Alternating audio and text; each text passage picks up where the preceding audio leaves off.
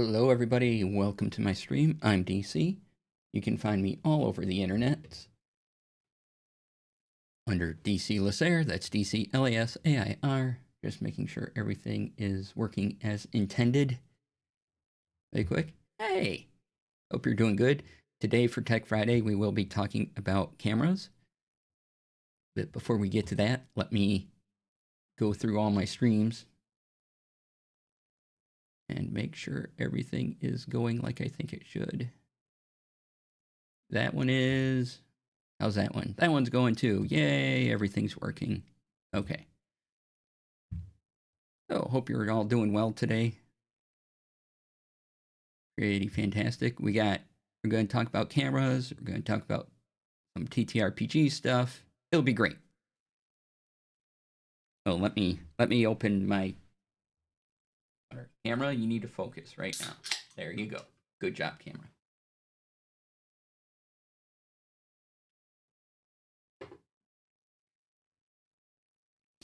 Okay, so last week we talked about audio. This week we're going to talk about cameras.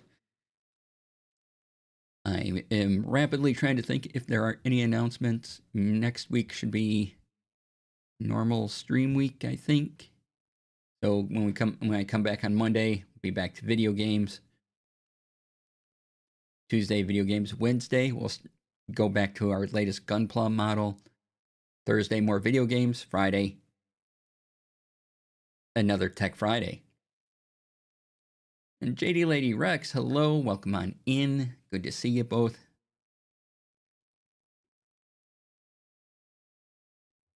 Okay, I think I have everything set up.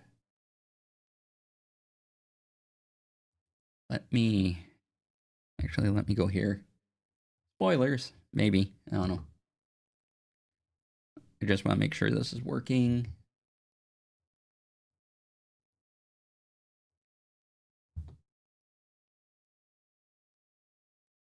Apparently, I don't have that assigned properly. All right, one moment. I have to double check a thing before we get started. Okay. If it's all there.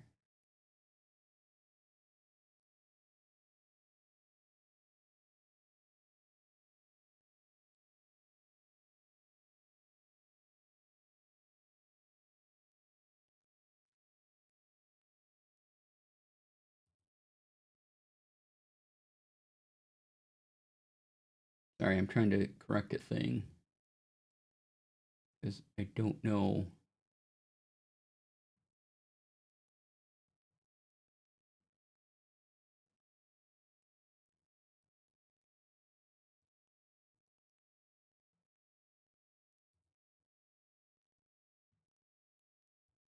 Oh, maybe if I turn it on. There we go.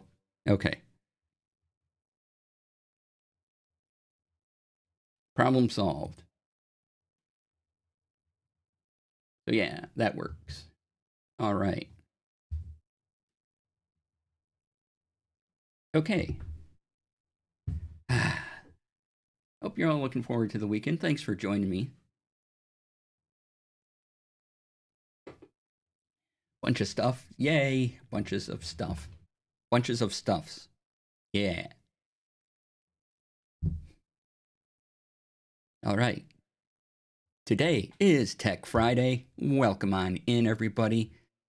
And we'll be talking about video cameras. Yay! Not still cameras, not cameras for photography, or cameras for photography, cameras for wildlife. Oh, cameras are for photography. It's a thing. In various lenses. So this isn't still cameras. This is for video cameras. Specifically, we're going to get into streaming cameras. Not still sparkling or tap cameras. No. Not security cameras either. Still sparkling or tap. Amazing. Love it. Hi, Brian. Welcome on in.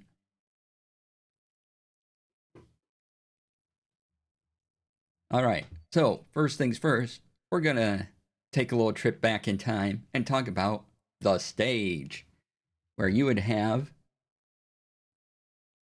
a left and a right. Oops, right, there we go. Haha, buttons.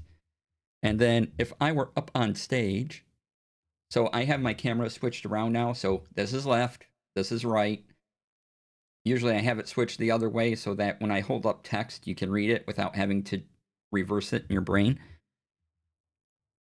But put me on a stage, I'm facing the audience. Mirrored camera, gasp, right? I thought you looked different. Thanks. So, when we refer to stage left, we mean from the actor's point of view, staring out into the audience to their left, and stage right is to their right. And so, if I swivel around like this, stage left is on my right, stage right is on my left, because I'm the audience looking, you know, at the stage.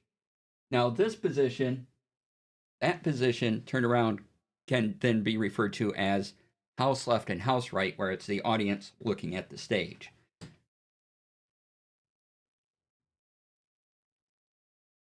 Okay, so just keep that in mind when we're talking about these things, and I will swivel around and show you the views as we go through. So, wanted to set up some basic camera movements and get through a talk for those. So first thing is pan, which is camera is still, right? The whole body remains in its place. And then pan left, pan right.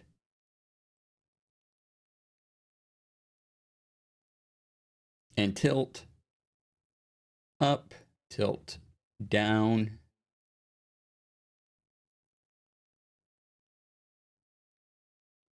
And if you're at a physical camera, pan left is, now I'm the camera, so this, I'll flip around and show you what it's like. But this is just easy for me. So my camera lens is facing out towards you, right? You are on stage. My camera lens is facing you. You stare back at me. You see the camera lens. I want to pan left. I go from whatever position over to here, pan right, whatever, over to here. So when you do this, obviously it's going to be reversed for stage left, right, right? So I'm here, and then I pan left. I'm going this way. I pan right. I'm going this way with the lens. Because when you're dealing with video, television, film, all that, it's from the perspective of the director looking at a monitor.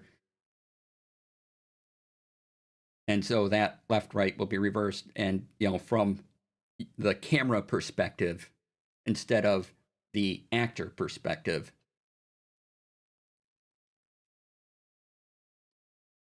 And then tilt up is usually the camera will have arms. You're pushing down on the arms to make the camera lens move up.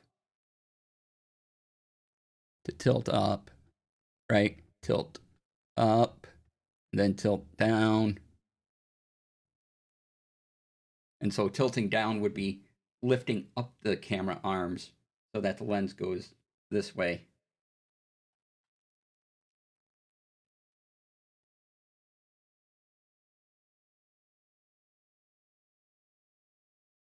And then there's physically moving the camera from left to right. So, and backwards and forward. So if I want to move the whole camera, the body, everything, I want it to move to the left, it's truck left or truck right. And I'll spin around so that, okay. Okay, so truck left, truck right.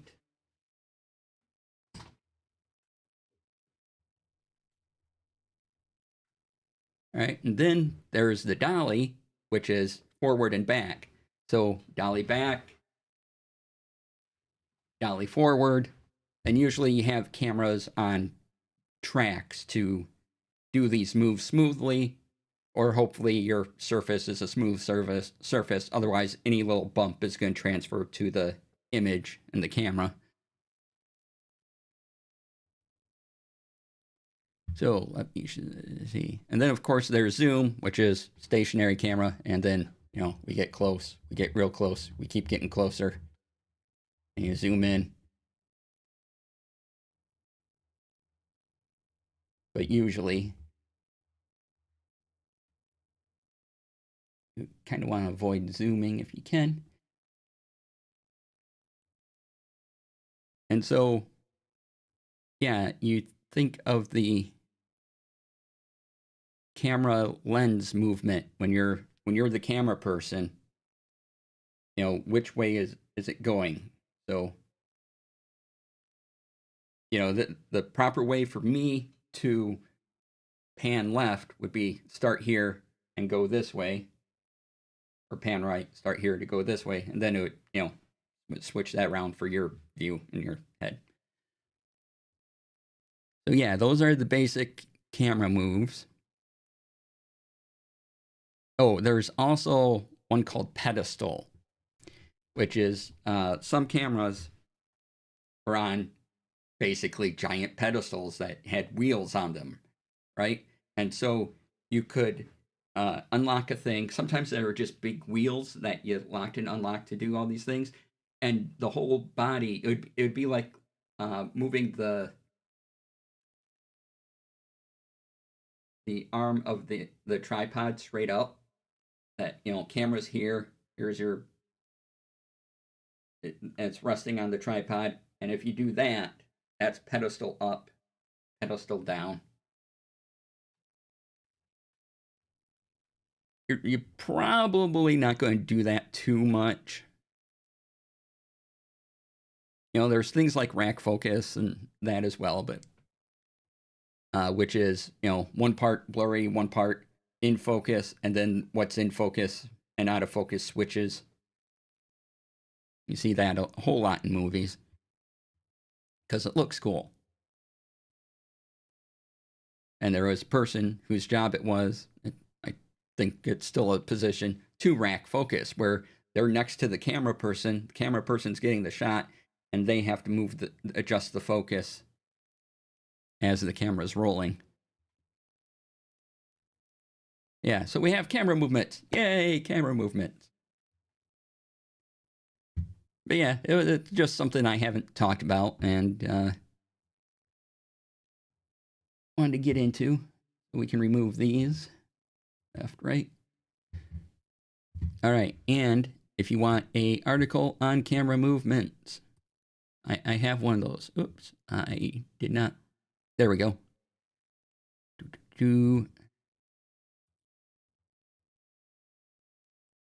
Let me post this.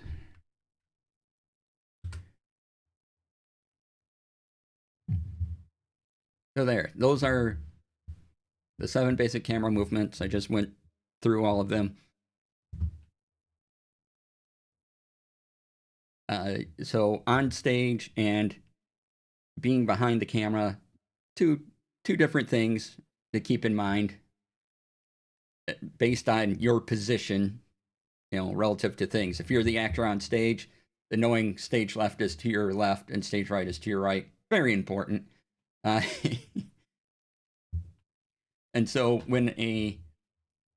if you're on a television shoot and you're in the master control room and the director tells the talent move left or right, they got to think they got to switch around, because to the talent it's they're not necessarily thinking what's looking good on camera. They're thinking this is my left or this is my right, and so sometimes the talent will be going one way, and then you'll hear this is where you hear the director say other left, because they need it to switch it around in their minds, or the or the talent is doing that, and then that's where you hear other left or other right. Just because, sometimes switching that around in your head is extra mental energy.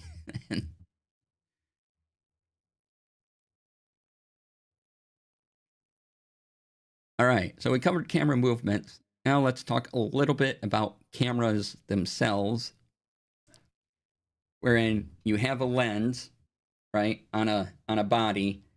The lens takes in the frame and all the light and goes onto a sensor. Now, sometimes this is called CMOS, used to be called CCDs. And then that sensor does all the interpretation of that light and gives you the colors and everything. And there's various ways they work to do this. If you want to get in on the weeds of that, I do have an article.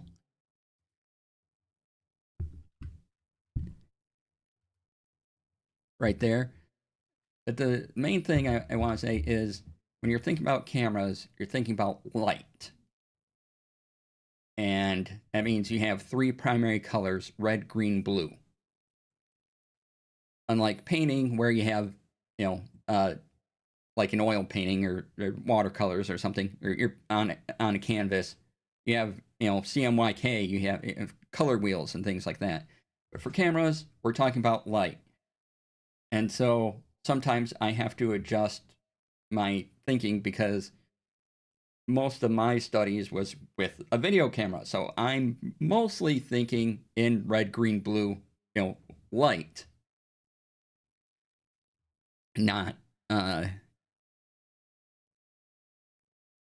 yellow and blue make green. There's already a green in light. It's red, blue, green. And then the combination of red, blue, and green forms all the other colors when we're talking about light.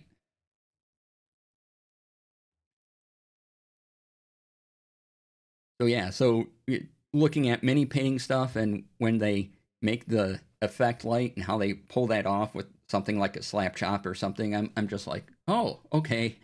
And I have to kind of reverse my thinking a bit, like, okay, I'm using a color palette to make this effect that looks like if it were light, but it's painted color because it's a model, and that's just how that works. So sometimes it takes me a little, I got to translate a little bit just because I'm used to working with one thing more than the other.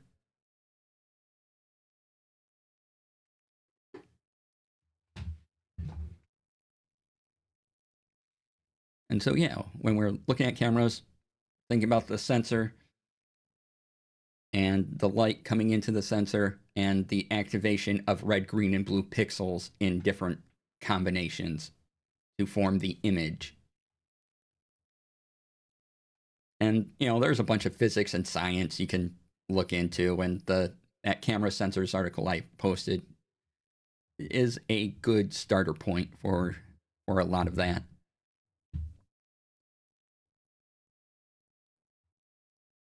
So some stuff to think about. Now I want to cover kind of how cameras work and everything like that before moving on to actual cameras. Now this is where we get into streaming cameras because we have different needs as streamers. We're not a big studio necessarily. Or just a lot of times, I'm a single creator in a space, in a house, not in any kind of studio or anything. I wanted to go through some cameras that I've been liking recently. First up, I wanted to talk about OBSBot. Now, right now, OBSBot is probably, not probably, but is one of my top choices for cameras. They have these Tiny 2 lights. They have the Tiny 2 light. Let me increase, zoom in. Right, here you go. Here's the, oops. Why that's dark, I don't know. But yeah, so you have all these things and you can read it on your own. If I want to purchase it, it's about 160 bucks. And the past while, I've been encouraging using PTZ cams, pan, tilt, zoom. Hey, guess what we covered earlier? Pan, tilt, zoom. And they have a variety. You know, they're many 4K cams. Their images look solid. I really like them. Plus, if you want to set up multi-cameras, or multiple cameras, sorry, words, OBSBot gives you probably one of the least expensive options for doing that. That includes camera and the things, and they have software that interacts with their cameras that easily lets you switch between things, and you can put that right into OBS.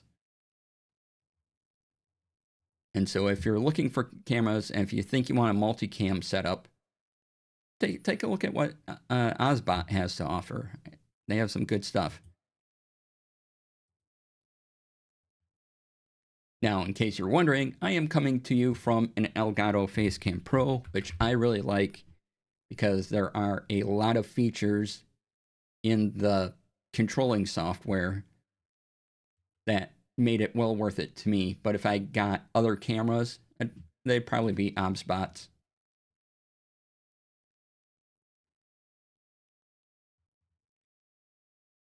I just, yeah, I'm big on these right now because you can get, there's sort of a low end, a mid tier, and a high tier. They cover all the price points, and they're a pretty complete solution to those. If you want to move up in price, I found that Logitech has the Logitech Mevo Core, which I thought was interesting because you can put different lenses to it.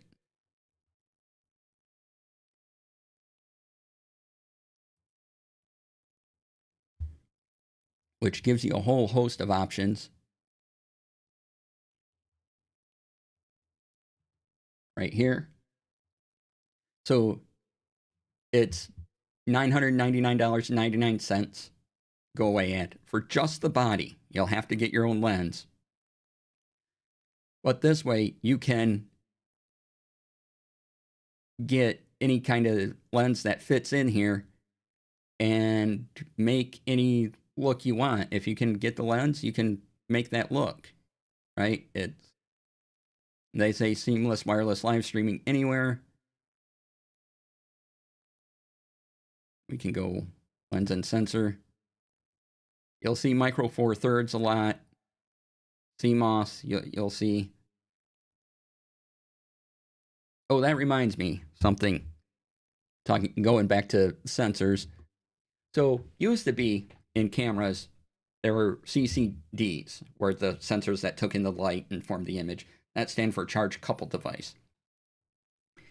And these were sensitive. You would get yelled at if you pointed the camera at a bright studio light because that could wreck that CCD, and then everyone watching what you recorded just has a bright spot on the image that they can't do anything about because you can't do anything about. And these were not easy to replace at all.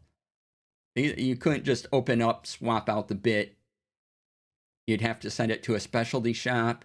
You'd have to, or maybe even get a new studio camera. And these things were expensive, right? Yeah, 3 camera setup was, the 3 cameras were a huge cost in themselves. Now we have CMOS sensors, and you can point them at light. You still shouldn't, because there's still a chance it can wreck it. or if you have talent on screen and their camera's pointed up too high and they're getting their ceiling light, have them tilt down their camera however they can do it, but get that ceiling light out of frame, because while the issue may not be it's going to wreck the camera, it is going to draw the eye of the audience, because bright light spots, people will be tending to look at that and not at the face of the talent.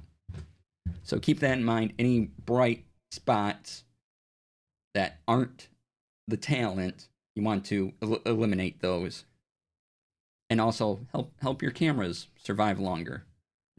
It's good.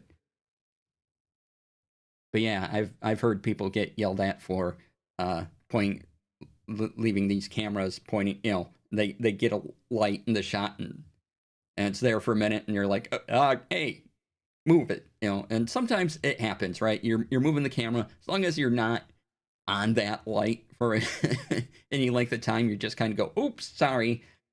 But some of these were really delicate, and even that so you kind of avoided pointing your camera at the bright light. The light is meant for your subject. The light is not the subject itself. All right, I know that was a side thing, and we were talking about the Logitech Mevo Core, which again is a fascinating camera because it's small and you can change the lenses on it, creating all sorts of depths of field and everything. And you can follow the link there to find out what lenses are compatible with it. If you were wanting to go on the higher end of things, there's a lot of mirrorless cameras, but one I've seen mentioned quite a bit is this one, the Sony A7C II. Oh, that's a mouthful right here. And as you can see, that's $2,498. It's a lot. But you can go to YouTube, type it in, see people's videos with them, and mirrorless cameras look really good, but they are very, very expensive. And you really don't need it. Webcams are very, very good. And so, but if you want something that does still camera and video, probably want something like this. Again, this is just for the body, none of the lenses. You'll need a lens. And I know this says it has mic plus inputs that are internal mic. Never use the internal mic on any camera. I don't care. Never use the internal mics. Just don't. It has mic inputs where you can connect an XLR cable into the camera to get your audio, fine. But don't rely on the webcam mic or the mic on the camera. Just don't do it. That's also what I liked about the Elgato Facecam Pro, is that they understood that webcam audio is bad, so they don't include it, which is great, exactly what I wanted.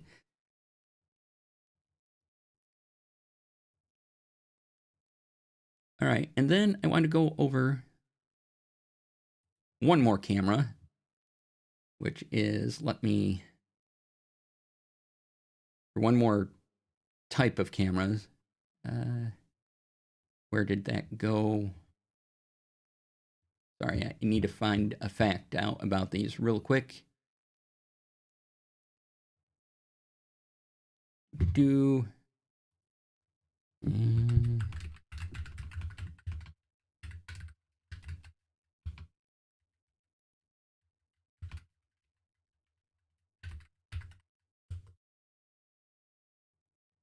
Well, that is great, so that it can't be accidentally duplicated or says a source. Exactly. Yeah.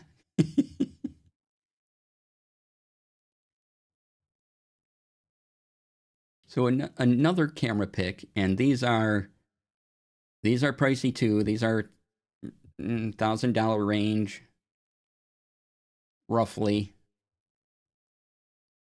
Depending what you get, there is a they come in at various price points, but Blackmagic does a pocket cinema camera, and these things are great.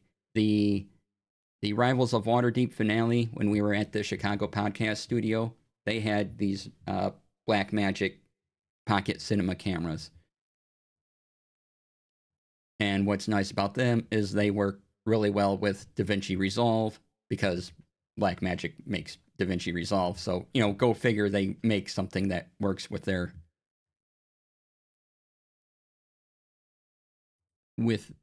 software. Let's see here. There we go. There's the link. I'm losing things. Yeah, so it's another thing to consider. They are very good. Now, Blackmagic does full on I'm shooting a movie cameras. If you're streaming, you don't need that. You don't need the Ursa or anything like that, and that's going to be way out of price range anyway. It's a really good camera, though. I've gotten to play with one before. It's fantastic.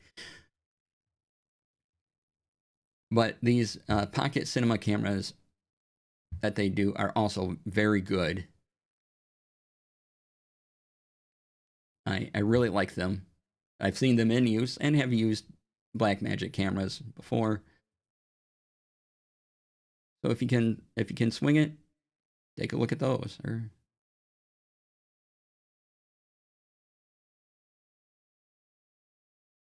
they are good. Again, we're talking $1,000 cameras. So if you're more of a small studio, maybe the Blackmagic Pocket Cinema camera it would be more your speed. Like the Chicago podcast studio when we recorded the Rivals of Waterdeep finale.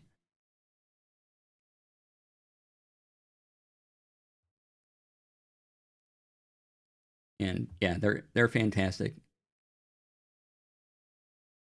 And just to give you an idea, the big fancy camera that they use for movies and things, the Blackmagic Ursa is there's two models now. The basic one they have now is $7,695. The big one they call Blackmagic Ursa Cine Immersive is $32,995. Wow. Now, when these came out, originally it was just the Blackmagic Ursa. I don't think it had any other word attached to it. But the Ursa is fantastic. If you ever get a chance, if there's a demo of one and you're into video cameras, go to that demo. Take a look at this camera. If you like cameras, yeah, check it out. They're fantastic. A lot of great features that we don't have to get into because they don't matter for streaming purposes. And honestly, they are overkill for streaming purposes.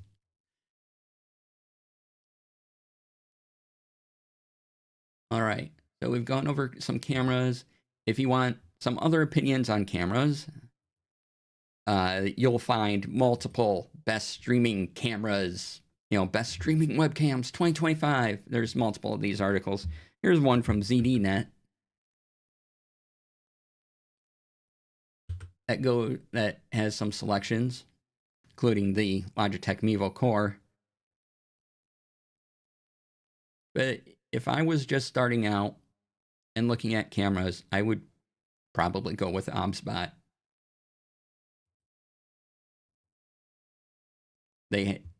Not all their cameras are pan tilt zoom cameras. They do have some the OBSBot Meet, which look really good.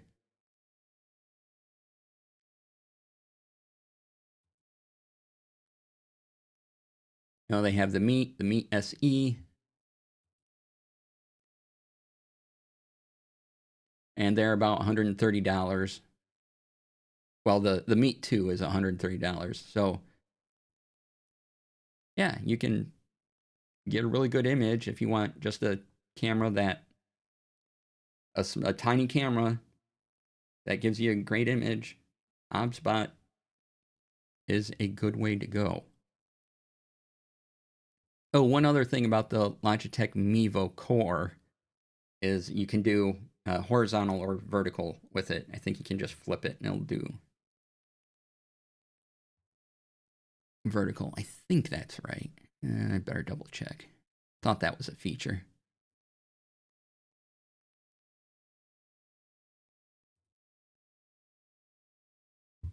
Oh no, they don't list that as a feature. I was probably thinking of the Blackmagic cameras.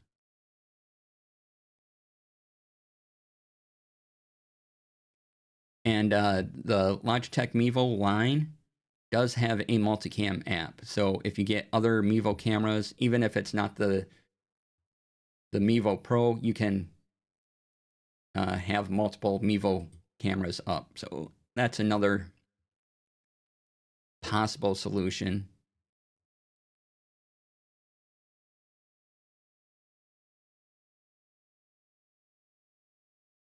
For them. Oh, they only have the one Mevo Core listed right now. So if you use like the MX Brio, I believe you can attach those. They did have other. Oh, the Mevo Start. That's what I was looking for. So yeah, the Mevo Start. These are $450 cameras, which you could do the multicam thing with. Yeah, so if you don't like any of those options, go to YouTube, type in the camera you're looking at, and I'm sure there'll be plenty of videos taken it out. But yeah, that covers cameras. If you have any questions on cameras or anything I didn't go over, let me know. And I will happily go back and talk about any of that. All right, what time we got? We got time yet?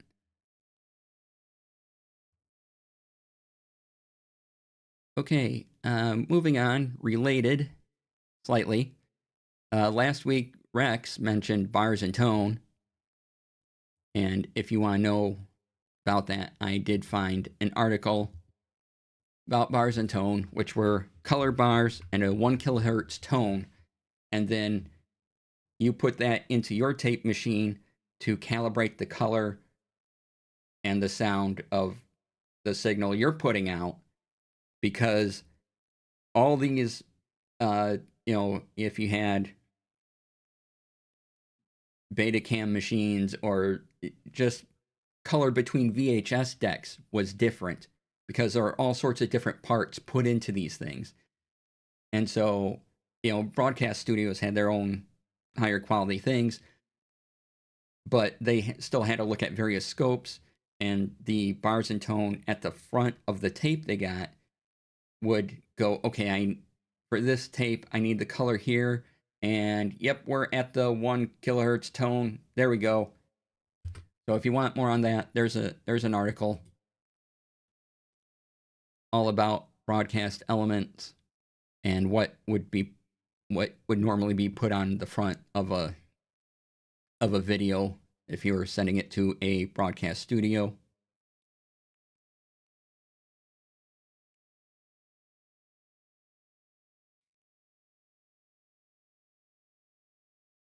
And there were SMPTE color bars used to be the way to go. They've made color bars for high definition. You may not see much of that anymore. We don't really worry about it too much as streamers, but you can, if you want to, you can. I'm just kind of completing the broadcasting here's stuff.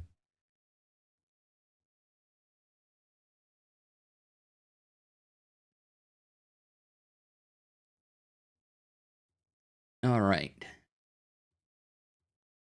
So that's cameras. Let me double check everything. Okay, good check. All right. So we covered bars and tone. Now, moving along, switching topics. That was a camera topic. Now, another topic. I've been looking for backup solutions recently that do the 3-2-1 thing. So basically, you have 3 backups of a file. You have the local backup, the thing where you created the file and put it. You have a cloud backup, and you have a backup on something that you take offline, like a portable hard drive or something, and you unplug it and put it away. Right?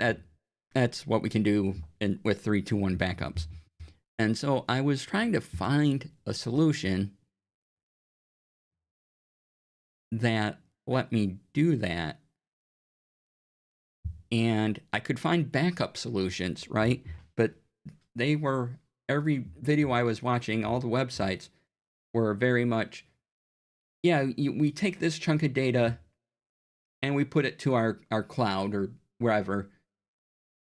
But I'm like, okay, does any of this mean I can take the file, put it to cloud service X, and also have it back up to this drive that I'm going to take offline, so I can have my 3-2-1 backup? And nothing really specifically said that. So I have no idea if anything will do that. Most things just are going to, we back up to the cloud.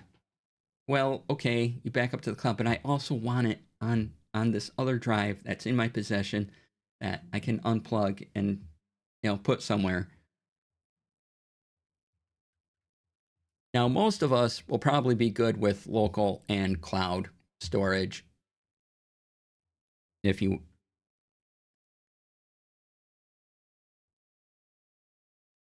want, probably don't necessarily need the 3-2-1, but it's very useful. So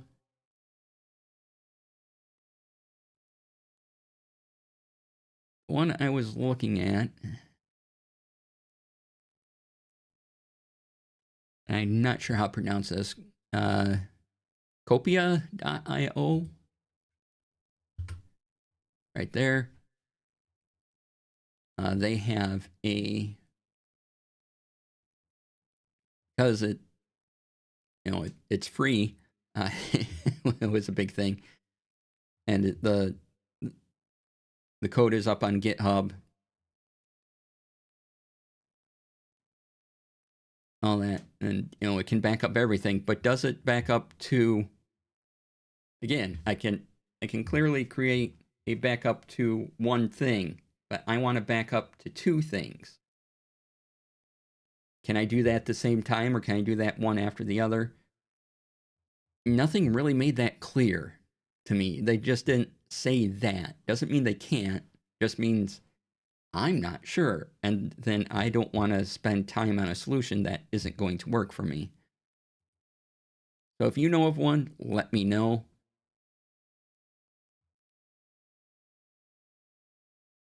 I was taking a look at this. So I'm sure there are solutions that do it, but no video I saw, no demo on the website specifically called out they could do this, right? They can go, oh yeah, you can place that here, or you can put it here. Okay, but can I do both? Or is it just a one-way thing? And they don't explicitly call out whether it can be both, or if it's just, no, it's just going to this one place.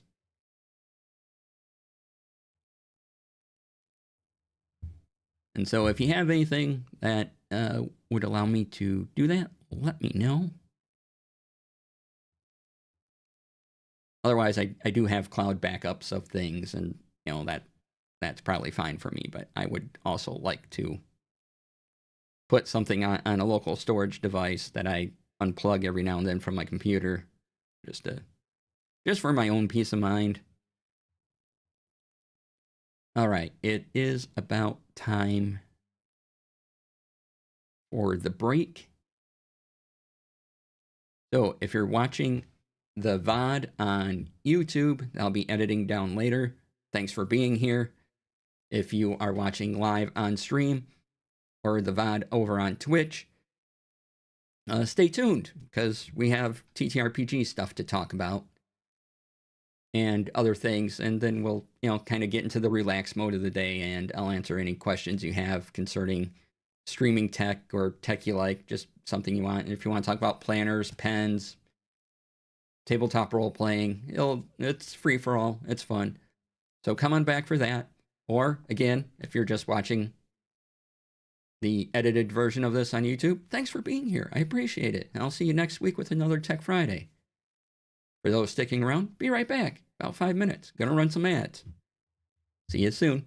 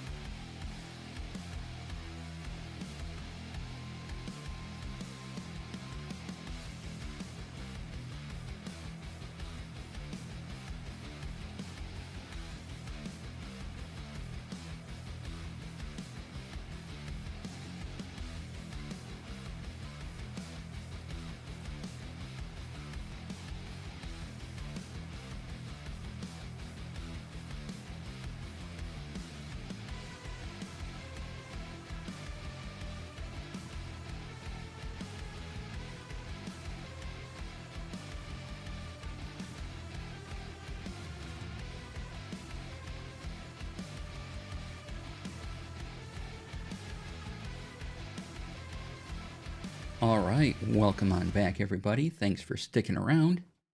Appreciate it. So, if you have any questions on cameras or if you have a webcam you really like, let me know. We'll talk about it. And if you want to talk TTRPGs or anything like that, put it in chat. Right now, we're going to go into a brief bit of TTRPG news. The D&D story that came out today is that Sigil, the 3D VTT they were working on, they are closing that down. So here's the article with all the facts, and if you signed up for that, they are giving you some perks, and those are all listed there. And the fact that if you use Sigil and it involved your master tier subscription at a certain point, so they'll give you some bonuses for having tried it as a thank you for doing that. But yeah, so it's officially done. The maps thing is still going. I really like maps. I use it every single session when I'm running D&D. So that's still there and working beautifully. But the 3D thing is no more, and there's an explanation and answers to all your questions there at that link.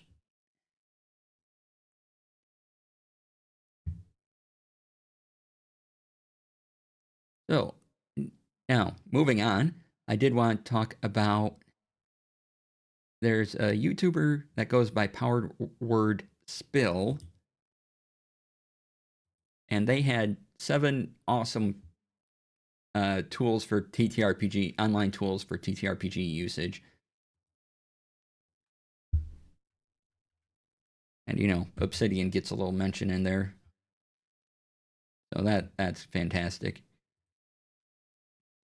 But I want to highlight 2 of them. They're all pretty good and interesting ones, but there was 2 I just was like, okay, these are particularly great.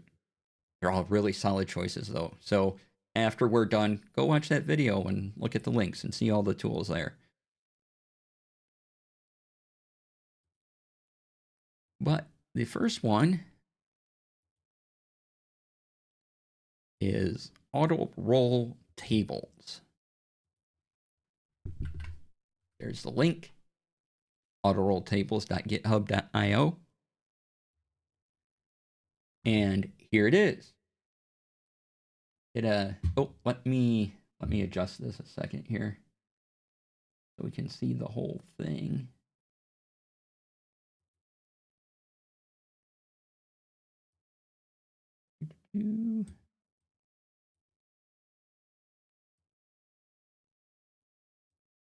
No, it's not going to give me the whole thing. All right, hold on. Let me redo this.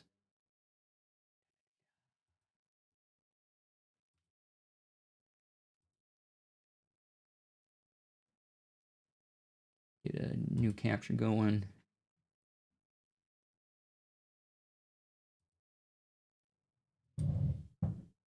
And I think I want this one, right? Nope, not that one.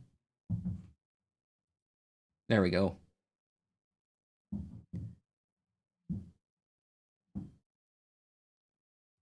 Okay, here we go. So auto roll tables. This is pretty cool. So let me move my mouse over. And it's a bunch of tables. Sorry about the switching there. It's a bunch of tables you can roll for various things. You pick your table, and as you can see, you have them divided up, plots, objects, wherever you like.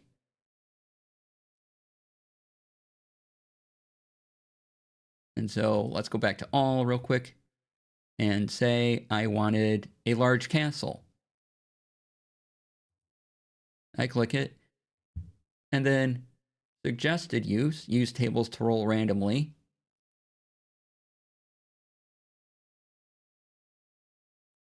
You know, with 8d6 rooms. D10, the castle sits. D12, the castle was built by right. Do that, and then 8d6 castle rooms, room 1, and you can roll what is. And so these are fantastic charts if you want to put together an adventure really quick.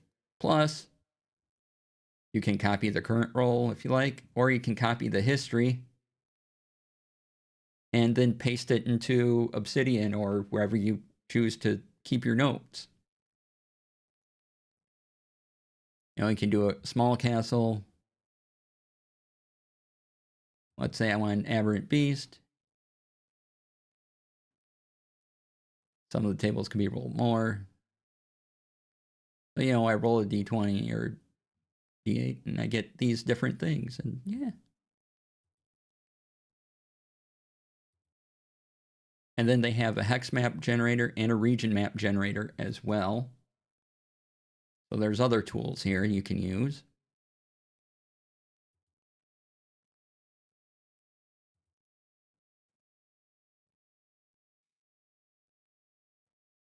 You can filter out what you want. This is a filter. But I thought this was pretty cool.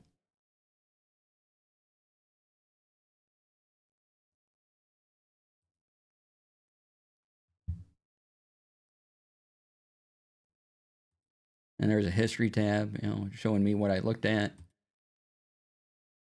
Suggested use these tables for inspiration or roll them up randomly, right?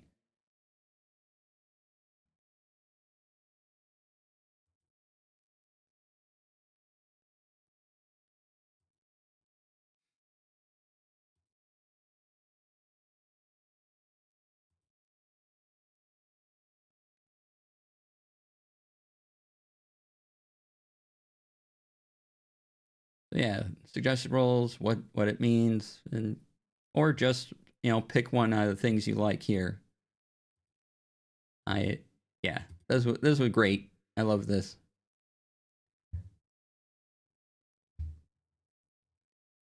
And the other one I really liked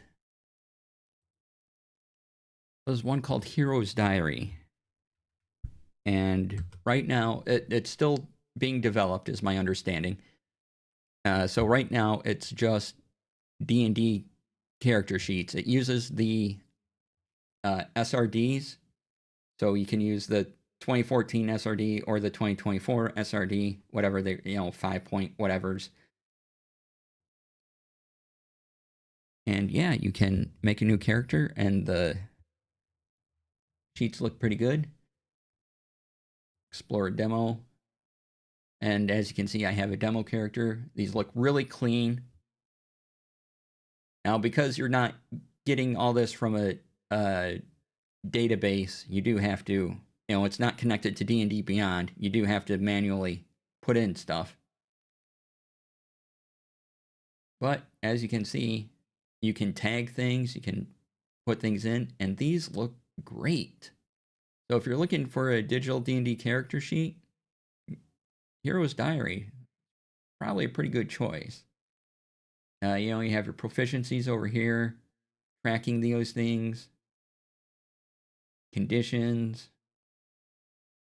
spellcasting, and you have a notes section.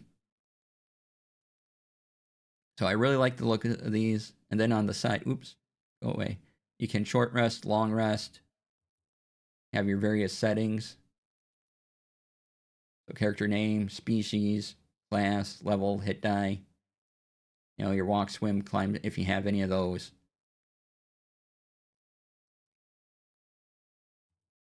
You can fill that out. And then you have, you know, if you click through, you have the abilities tab to adjust it. And it does the math here for you on the side. And then spellcasting shows you, you know, based on your level. So level 2, you got 3 spell slot, this particular character. Then your preferences. D&D 2024 rules. Spellcasting, maybe the character doesn't have spellcasting, so you can just disable it here. You know, if you're a barbarian, ignore weights, and you can give it a default theme color as well. Then when you hit the check mark, you go back to this.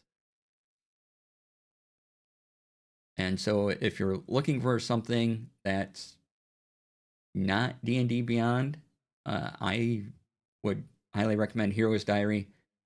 Like I said, it's my understanding this is fairly new, still being developed, so you can probably find the creator, talk to him, and go like, hey, it would be neat if it did this. And they are using the SRDs, so you don't have to worry. Oh, there's a dark mode. Check this out. Yeah, dark mode. Right down here. I'm not going to turn it back to light mode. Oop. And there's a feedback button. And you can donate.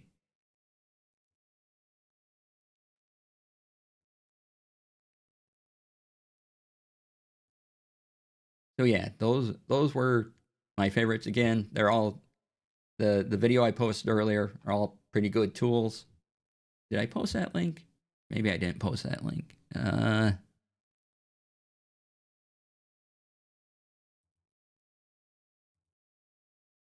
I'm not seeing it on the list. Okay, so here's the video I'm talking about with all the tools. So, you know, check it out after this stream.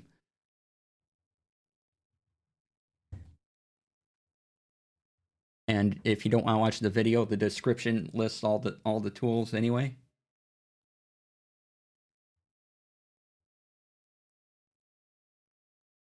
So yeah, those two really caught my eye.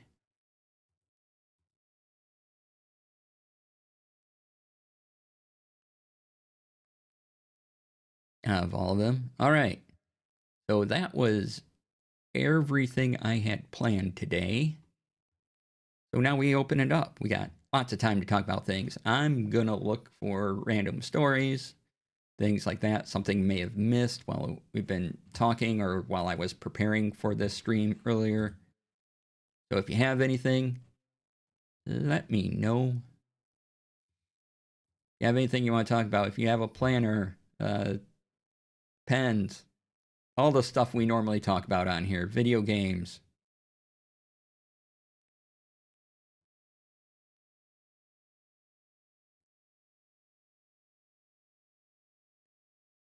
Ooh, jet pens order.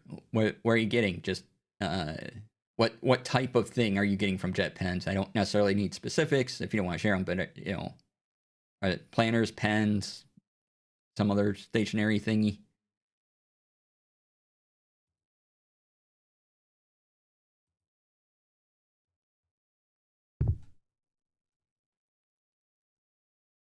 Oh, the same planner I did. Yay! Can begin the great copying. Yeah.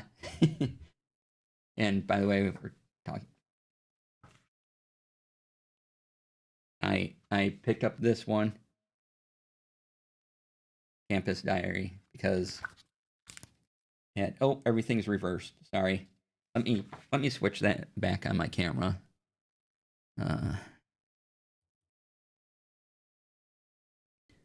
This one, I was talking about the Elgato camera hub earlier and how it has a lot of neat things.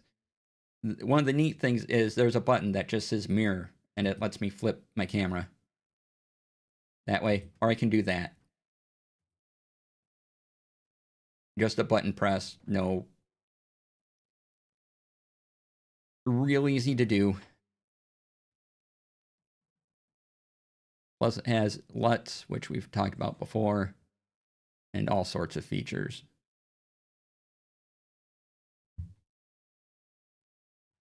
And yeah, I'll have when I get to the copying portion of the year, we'll do a little stream on plannering stuff.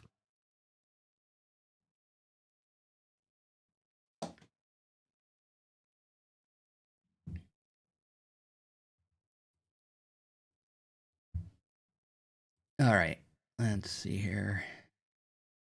check out the usual suspects for articles. Oh, there is one thing I was going to talk about.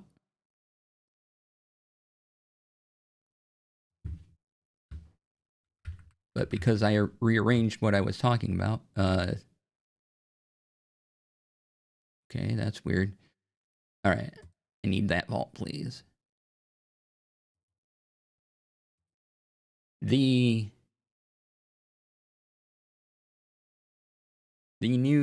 a new Palma device out. There's a couple new books, e-readers out. This article's from Engadget. But this is the new Palma color e-ink thing. I can't remember its exact name. The book's Palma 2 Pro.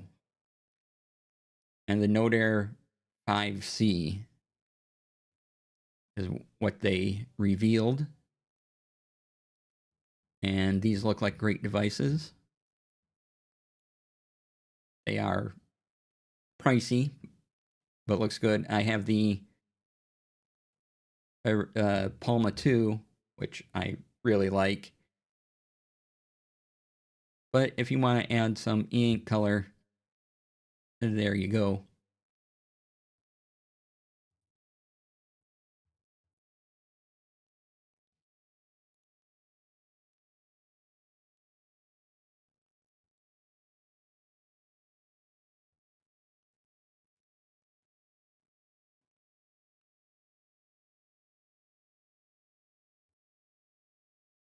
Let's see here. All right, so looking for articles to talk about.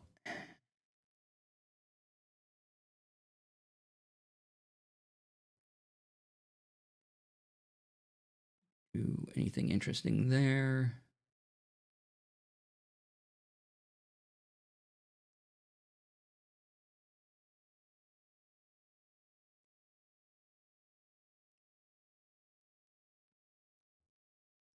Nothing I really want to talk about on that site. Go back here. Person who first told you about the books had gotten it to do non-distracted writing on. She was just using a little Bluetooth keyboard, but that proper tablet thing, I bet she'd love. Yeah, they are good looking devices.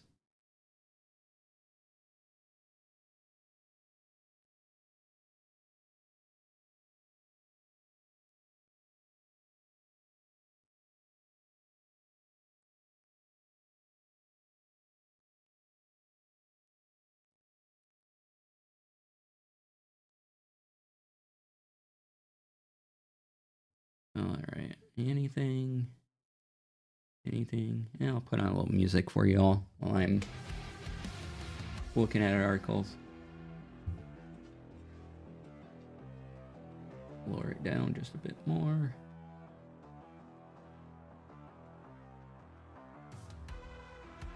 Oh, hi. Oh, kitty. You might have kitty time. Come in.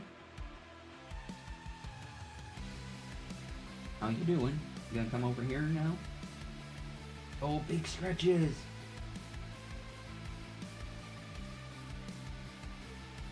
Come here.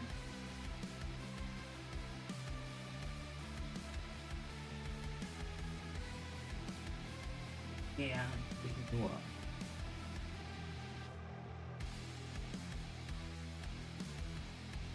You're new here. This is my kitty Hannah.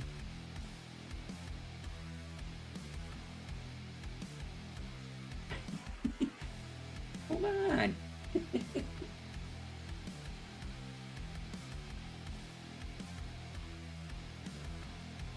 know, if you stayed there, I could pet you.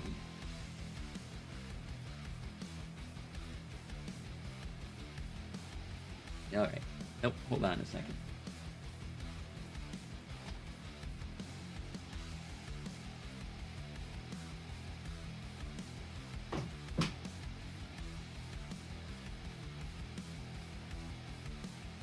Oh, you want out now?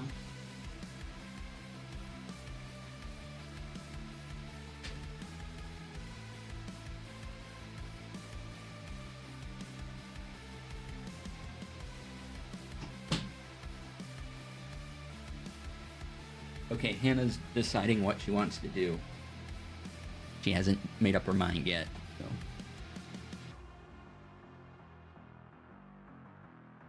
I'm just gonna do that. Come over by me, want pets? Okay.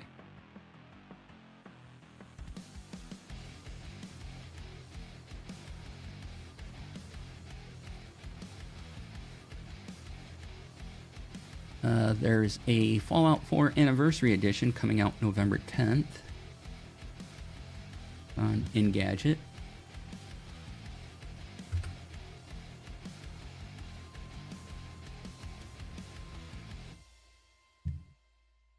What are you doing?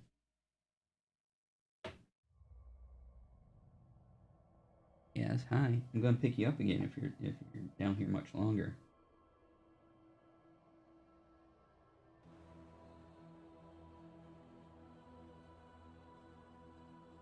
Okay, not much there. One more tech site to look at.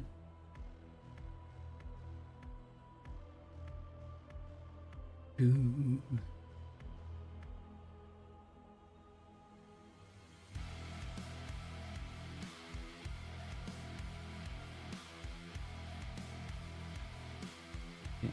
What? Hi. What are you getting into?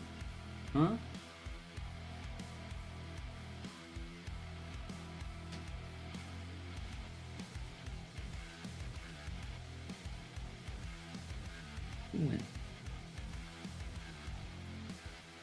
Alright. And there, so let's check up on TTRPG news. Put up the usual suspects.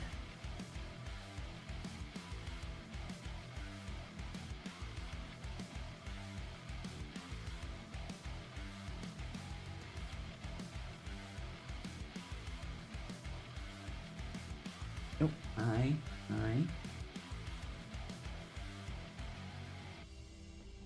Okay, well, you're still here. You gotta say hi to everybody.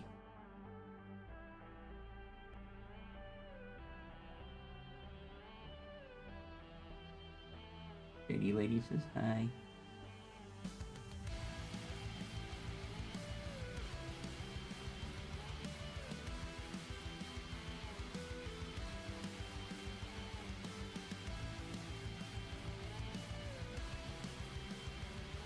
Oh, okay. She does purr loudly when I pick her up. It probably doesn't go over to the mic because of my microphone settings, but...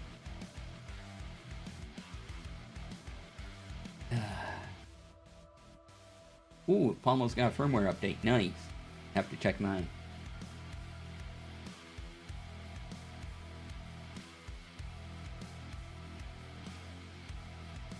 Make sure that I've updated.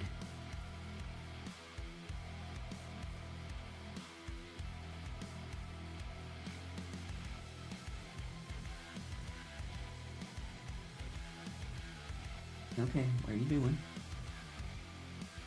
Come on.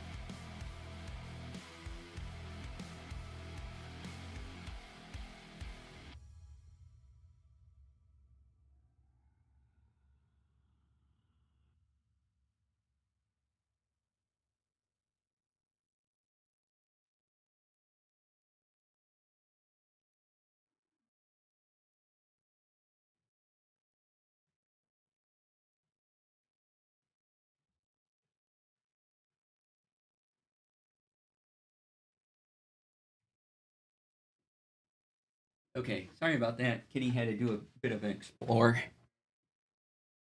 Been reading physical books because I kind of fell into a used bookstore on vacation. Right? You just sort of, I mean, there's a bookstore and you're like, oops, I'm in the bookstore. Don't know how that happened.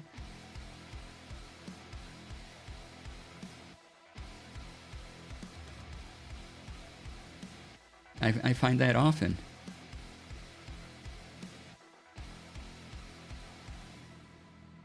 All right. What else we got?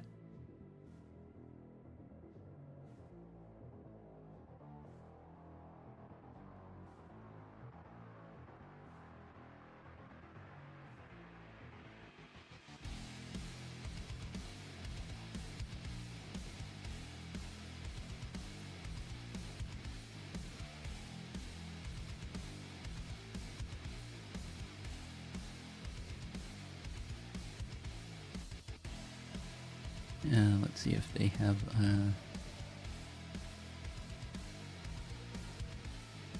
Not much of an article, so never mind.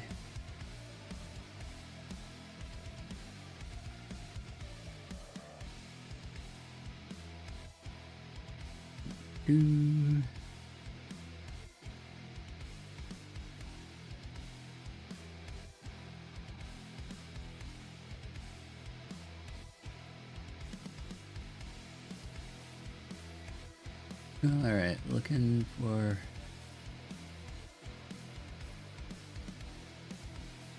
Nothing there.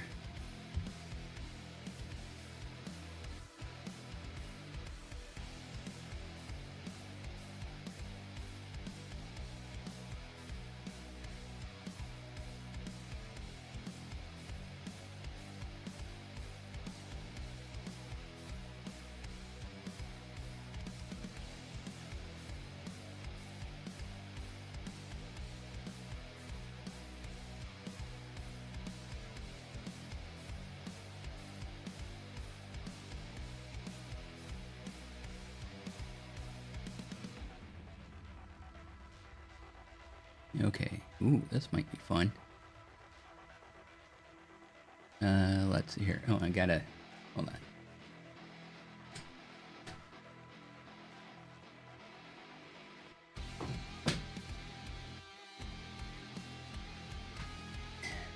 Sorry, getting outside noises that are distracting me. You probably can't hear them at all, but, you know.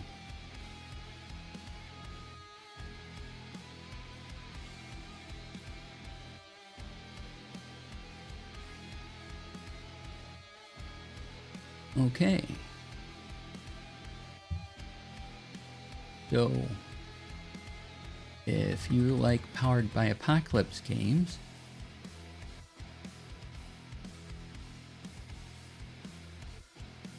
there is a game called Girl Frame, which is about lesbian pilots that are forced into half-living mech suits and sent by their handler to kill Gorgons. And there's the link to that.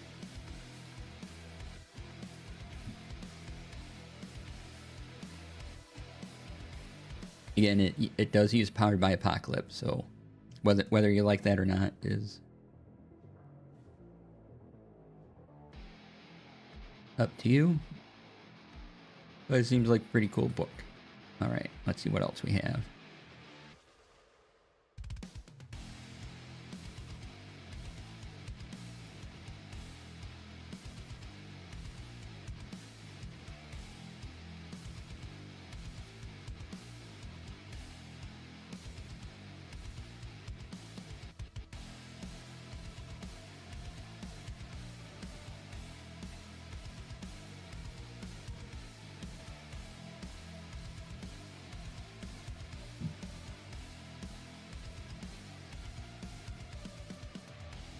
All right.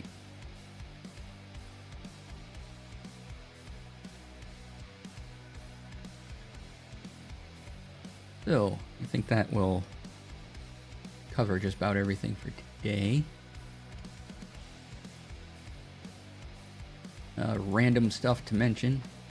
Monday, we'll still have stream on Monday, but there used to be a local anime club and some of the people of the local anime club are getting back together, like a little reunion thing Monday night. So I'm gonna go to that, see people I haven't seen in years.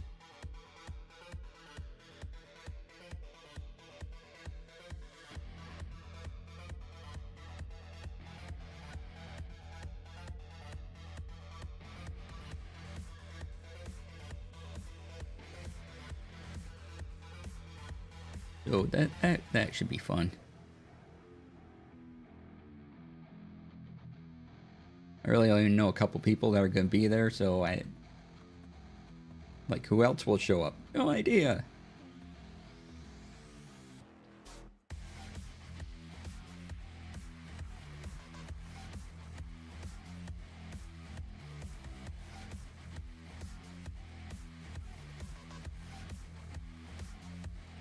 Alright, what else we got here?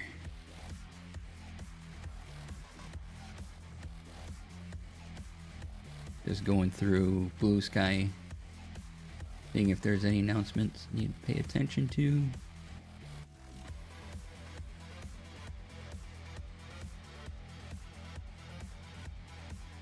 Let's see, what am I doing this weekend? Not much as far as weekend plans goes.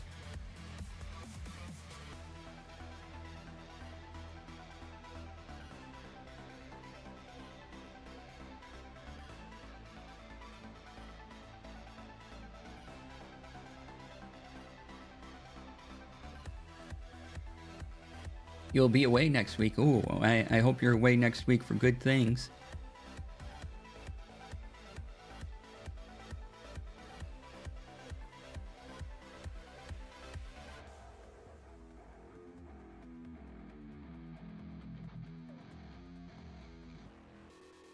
Oh, Meld had another update, so we'll probably talk about that next week. They have a stream manager.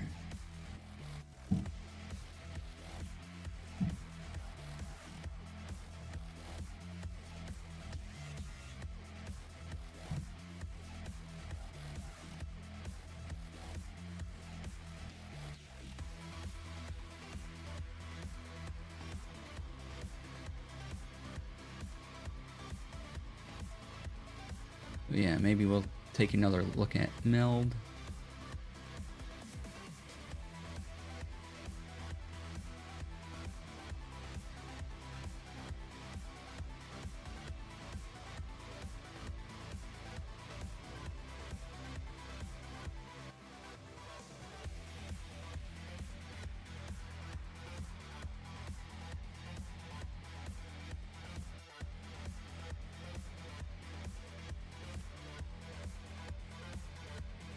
Alright. So let's see who else is on.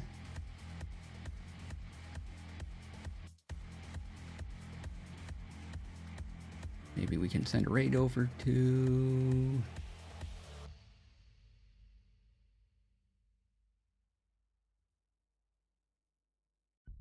yeah, we'll go raid Tanya.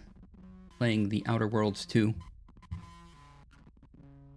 That'll be fun. I'm gonna go have some dinner. I can spell things right. So thank you all for being here. Again, if you do have any questions about anything we talked about, feel free to send them my way. I have the form on my website. You can email me. Go to dclasair.com. There's a little email button. If you have tech questions, I can answer on Tech Friday or here. Or if you follow me on Blue Sky and think it'd be good for a convo, give me a tag, as they say.